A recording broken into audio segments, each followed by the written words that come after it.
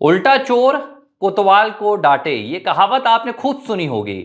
लेकिन गुजरात दौरे पर पहुंचे राहुल गांधी कहीं ना कहीं इस कहावत को सच साबित कर रहे हैं। एक नेतृत्वकर्ता अपने कार्यकर्ताओं का जोश बढ़ाता है, उत्साह बढ़ाता है, और अगर कुछ गलती होती है तो कार्यकर्ताओं की गलती को नजरअंदाज करता है और गलती को अपने माथे पर लेता है और कहता है कि आप फिर से कोशिश कीजिए, मैं आपके पीछे खड़ा हूं। और एक दूसरे तरह का नेतृत्व करता होता है जो अपनी हार को छुपाने के लिए दूसरों पर दोष मढ़ता है, अपनी नाकामियों को उन पर पर्दा डालने के लिए कार्यकर्ताओं पर निशाना साधता है, उनकी खामियां निकालता है। राहुल गांधी गुजरात में इसी तस्वीर को सच साबित कर रहे हैं। 2027 की इसे रणनीति कहा जा रहा है, लेकिन जिस लिहाज से राहुल गांधी गुजरात पहुंचकर कार्यकर्ताओं को उनकी कमर तोड़ रहे हैं, कार्यकर्ताओं को कमजोर कर रहे हैं, 2027 में शायद कांग्रेस पार्टी 2022 वाले नतीजों से भी मुकाबला न कर सके। पूरी कहानी क्या है? गुजरात पहुंचे राहुल गांधी ने ऐसा क्या कह दिया जिसके बाद एक बार फिर से यह संदेह जताया जाने लगा है कि वाकई में राहुल गांधी परिपक्व हो चुके हैं या उनका नेतृत्व महज एक दिखावा रह गया है। नमस्कार, एबीसी हिंदी न्यूज देख रहे हैं आप, मैं हूं आर मोहन तिवारी। राहुल गांधी साल 2017 में कांग्रेस पार्टी के अध्यक्ष बनते हैं। इंतजार तो पहले से किया जा रहा था, ऐसा लग रहा था कि 2014 में ही राहुल गांधी को नेतृत्व दे दिया जाएगा। हालांकि तब नेतृत्व जो आधिकारिक तौर पर सोनिया गांधी के हाथों में रहा, अंतरिम अध्यक्ष सोनिया गांधी बनी रही और राहुल गांधी को 2017 में पार्टी की कमान सौंप दी गई। लगा कि इसके बाद राहुल गांधी सब कुछ बदल कर रख देंगे। 2014 में कांग्रेस पार्टी जब बुरी तरह लोकसभा चुनाव में नरेंद्र मोदी के सामने पस्त हो गई थी, पूरे देश में मोदी लहर थी, भारतीय जनता पार्टी की जबरदस्त तरीके से जीत हुई थी, तब लगा कि राहुल गांधी को नेतृत्व देकर कांग्रेस पार्टी को एक संजीवनी मिलेगी, कांग्रेस पार्टी के कार्यकर्ताओं में एक नई ऊर्जा निकलकर सामने आएगी और एक बड़ा बदलाव आएगा पार्टी के भीतर। एक रिवैम्प की कोशिश की जा रही थी, पुनर्जागरण की कोशिश जिसे कहा गया। 2017 में जब राहुल गांधी को अध्यक्ष बनाया गया, उसी दौरान गुजरात विधानसभा चुनाव भी हुए। तब राहुल गांधी ने गुजरात विधानसभा चुनाव में काफी दौरे भी किए थे और काफी उन्होंने वहां पर रोड शो किए, उन्होंने सॉफ्टकोर हिंदुत्व की राजनीति भी की, मंदिरों में जाकर, गुरुद्वारों में जाकर उन्होंने माथा भी टेका और माथे पर उन्होंने भगवा तिलक भी लगाया, चोला भी ओढ़ा। और तब गुजरात में एक अलग माहौल था, पाटीदार आंदोलन चल रहा था, प्रधानमंत्री नरेंद्र मोदी केंद्र की राजनीति में सक्रिय थे और गुजरात में विशेष ध्यान दे नहीं पा रहे थे। तब राहुल गांधी के नेतृत्व में कांग्रेस ने चुनाव लड़ा और कांग्रेस पार्टी 77 सीटों पर गुजरात विधानसभा में जीत कर आती है और विपक्ष का एक बड़ा, सबसे बड़ा दल बन जाती है। कहा गया कि गुजरात में उस वक्त जो कांग्रेस पार्टी को जीत मिली थी वो 2019 के लिए एक बड़ी चेतावनी नरेंद्र मोदी के लिए होगी। जाहिर सी बात है, गुजरात प्रधानमंत्री नरेंद्र मोदी का गढ़ था, गुजरात भारतीय जनता पार्टी का सबसे पुराना गढ़ है और अगर वहां भाजपा कमजोर हुई थी 2017 के विधानसभा चुनाव में, तो इसका असर 2019 में देखने के लिए लोग इंतजार कर रहे थे कि राहुल गांधी क्या करने वाले हैं। हालांकि जब 2019 के लोकसभा चुनाव नजर आए, नजदीक आए और जब उनके नतीजे आए तो कहानी पूरी तरह से उलट गई। पूरे देश ने एक साथ फिर से नरेंद्र मोदी पर भरोसा जताया। केंद्र में प्रधानमंत्री नरेंद्र मोदी के नेतृत्व में लगातार दूसरी बार पूर्ण बहुमत के साथ भारतीय जनता पार्टी की वापसी होती है और नरेंद्र मोदी दूसरी बार देश के प्रधानमंत्री पद के तौर पर लाल किले से शपथ लेते हैं। इसके बाद राहुल गांधी ने 2019 के लोकसभा चुनाव के बाद से कांग्रेस अध्यक्ष के पद से इस्तीफा दे दिया। राहुल गांधी ने कहा कि वो पार्टी में कार्यकर्ताओं को मजबूत करेंगे और बिना किसी पद के कांग्रेस पार्टी की सेवा करेंगे।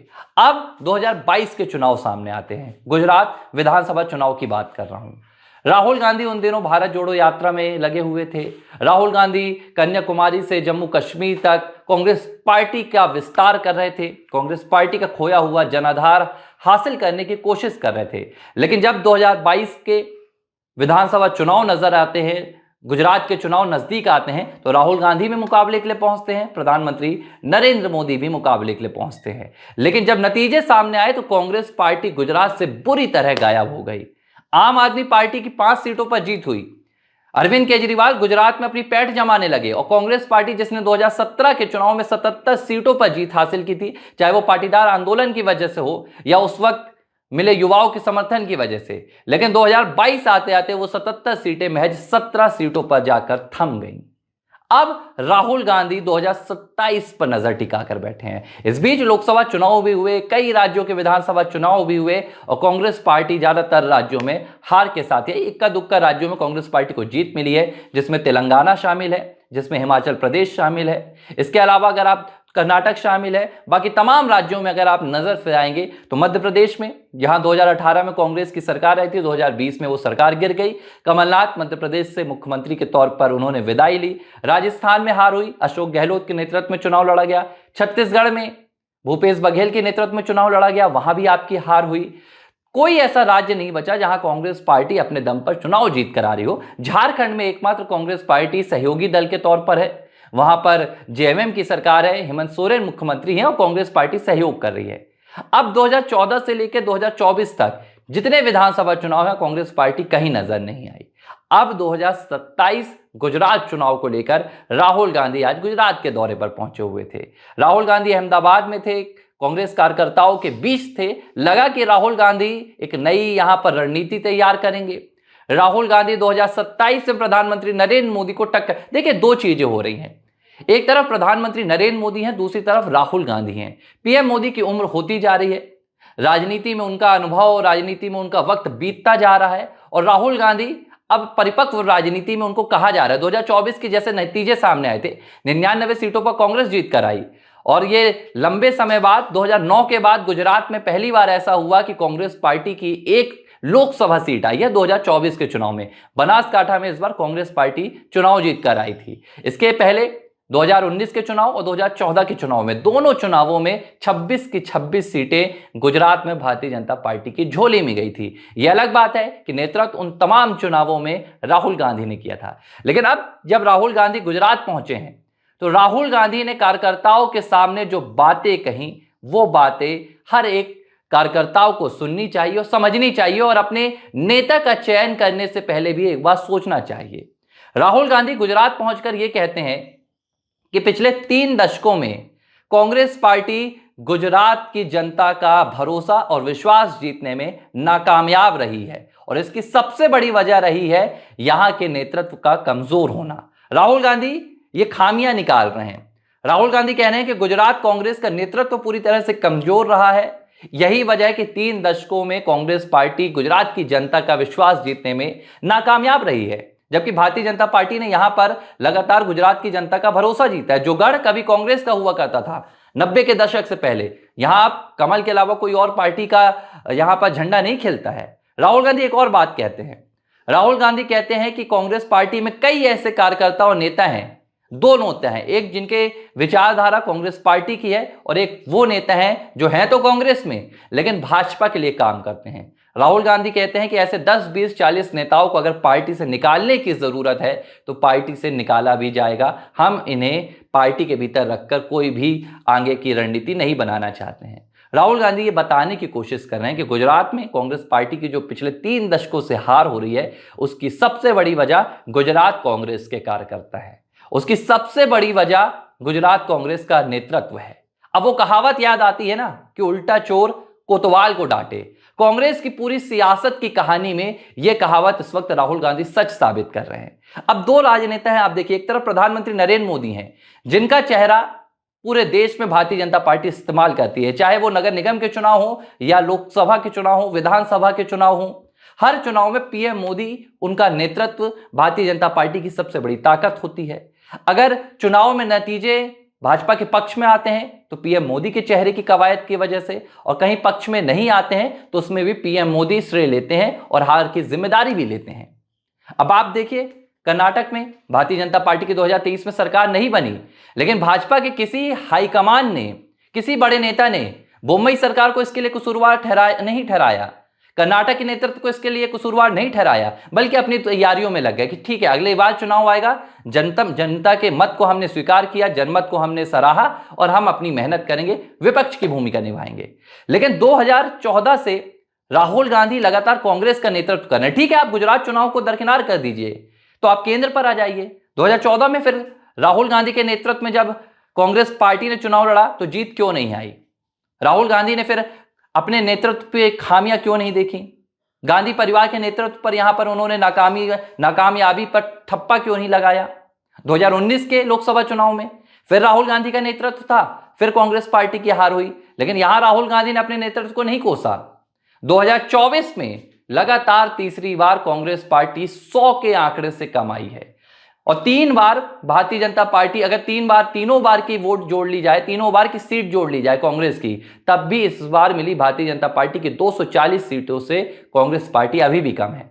लेकिन ना तो कांग्रेस पार्टी का कोई नेता राहुल गांधी के नेतृत्व पर सवाल उठा सकता है, ना ही राहुल गांधी अपने नेतृत्व की खामियों को खंगाल कर देख सकते हैं। और अगर किसी ने सवाल उठाया है तो कांग्रेस पार्टी ने उसे उसका रास्ता भी दिखाया, चाहे वो गुलाम नबी आजाद हो, चाहे वो आरपीएन सिंह हो, चाहे वो जितिन प्रसाद हो, ज्योतिरादित्य सिंधिया हो, या कपिल सिब्बल हो, हिमंता बिस्वा शर्मा हो। जिस भी नेता ने कांग्रेस पार्टी या गांधी परिवार के नेतृत्व पर सवाल उठाने की कोशिश की है, उसे उसका रास्ता दिखा दिया गया है।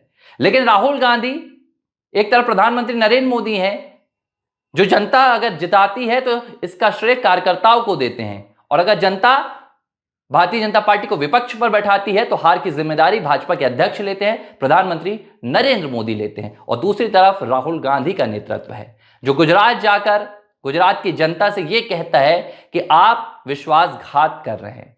मैं इस तरह की राजनीति समझ में नहीं आती है। राहुल गांधी आखिर किस तरह के नेता हैं? एक नेतृत्वकर्ता का मैं आपको एक कहानी याद दिलाऊंगा। यह हमारे देश के पूर्व राष्ट्रपति की कहानी है, डॉक्टर एपीजे अब्दुल कलाम की। जब एपीजे अब्दुल कलाम मिसाइल के लिए लगातार प्रयास कर रहे थे, परीक्षण पे परीक्षण चल रहे थे, और एक बार अग्नि मिसाइल फेल हो जाती है, तो जो उनके सीनियर लीडर थे वो जाकर जिम्मेदारी लेते हैं और जनता के सामने प्रेस कॉन्फ्रेंस करते हैं, और जब कामयाब हो जाते हैं तो एपीजे अब्दुल कलाम को आगे करते हैं कि जाइए आप श्रेय लीजिए। तब एपीजे अब्दुल कलाम ने कहा था कि ये होती है नेतृत्व की क्षमता और असली नेतृत्व की निशानी, जहां हार पर आप आगे आते हैं और जीत पर अपने सबऑर्डिनेट अधीनस्थों को आगे करते हैं। लेकिन राहुल गांधी शायद ना तो एपीजे अब्दुल कलाम से कुछ सीखने वाले थे, ना राहुल गांधी फिलहाल नरेंद्र मोदी से कुछ सीखने वाले हैं। राहुल गांधी ने तय कर लिया है कि वो इसी तरह कांग्रेस पार्टी के कार्यकर्ताओं के मनोबल को कमजोर करेंगे और हर बार हार का जो ठीकरा है वो कार्यकर्ताओं पर फोड़ेंगे। यही यूपी में भी हुआ। यूपी में कांग्रेस पार्टी पूरी तरह से अपना जनाधार खो चुकी थी। हालांकि अभी 2024 के लोकसभा चुनाव में 6 सीटों पर उत्तर प्रदेश में कांग्रेस पार्टी को बढ़त मिली है। इस बार समाजवादी पार्टी का उन्हें सहयोग मिला था। लेकिन 2022 में जब कांग्रेस पार्टी यूपी से नकार दी जाती है, विधानसभा चुनाव में कांग्रेस पार्टी को कोई भी बढ़त हासिल नहीं होती है, तब राहुल गांधी ये बताते हैं कि दक्षिण भारत का जो वोटर है वो पढ़ा लिखा है, दक्षिण भारत का जो वोटर है वो राजनीति समझता है, लेकिन उत्तर भारत के ये लोग नहीं समझते हैं। और अब जब रायबरेली से आप जीत कर आ जाते हैं तो आप यूपी में फिर से सक्रिय हो जाते हैं। तो राहुल गांधी को ये बात साफ कर देनी चाहिए कि उन्हें नेतृत्व में और कार्यकर्ताओं में अंतर नजर आता भी है या नहीं आता है। अगर जीत है तो वो जीत कांग्रेस पार्टी की है, वो राहुल गांधी और गांधी परिवार की है, लेकिन अगर हार है तो उसका एक ही जिम्मेदार है, वो है कांग्रेस का कार्यकर्ता। शायद यही नजीर राहुल गांधी पेश करने गुजरात गए। हालांकि राहुल गांधी के इस बयान का खामियाजा उन्हें अब कितना भुगतना पड़ेगा, 2022 में भी यही हुआ। हार्दिक पटेल, अल्पेश ठाकुर जैसे युवा नेता जिनकी बदौलत 2017 में कांग्रेस पार्टी ने खुद को गुजरात में स्थापित किया था, जिनकी बदौलत कांग्रेस पार्टी 2017 में गुजरात में 77 सीटों पर जीत हासिल करने में कामयाब हुई थी, उन्हीं नेताओं की दरकिनारी की जाती है। और फिर जब वो नेता जाकर भारतीय जनता पार्टी में शामिल हो जाते हैं तो राहुल गांधी उन्हें विश्वासघाती बताते हैं। हालांकि ये पहली मर्तबा ऐसा नहीं हुआ है जब राहुल गांधी ने ऐसी कोई बात कही हो। इससे पहले भी राहुल गांधी ने अपने बयानों में कई बार कहा है कि कांग्रेस के भीतर भी आरएसएस है और उस आरएसएस को निकालना है। अब सवाल ये उठता है कि राहुल गांधी क्या कांग्रेस पार्टी के भीतर जो राष्ट्रीयता की भावना है, जो एक हिंदुत्व की भावना है, उसे निकालने की बात करते हैं? ये जवाब राहुल गांधी को देना होगा। लेकिन फिलहाल जो उन्होंने गुजरात में जाकर कहा है, कार्यकर्ताओं पर जिस तरह से उन्हें दोष मढ़ा है, इसके बाद यह संभावना लगभग तय है कि पार्टी के भीतर 2022 की तरह ही बड़ी फूट देखने के लिए मिल सकती है और गुजरात कांग्रेस का जो नेतृत्व है यहां पर एक बार फिर से डगमगा सकता है। एबीसी हिंदी न्यूज, आज ही जुड़िए हर खबर के साथ।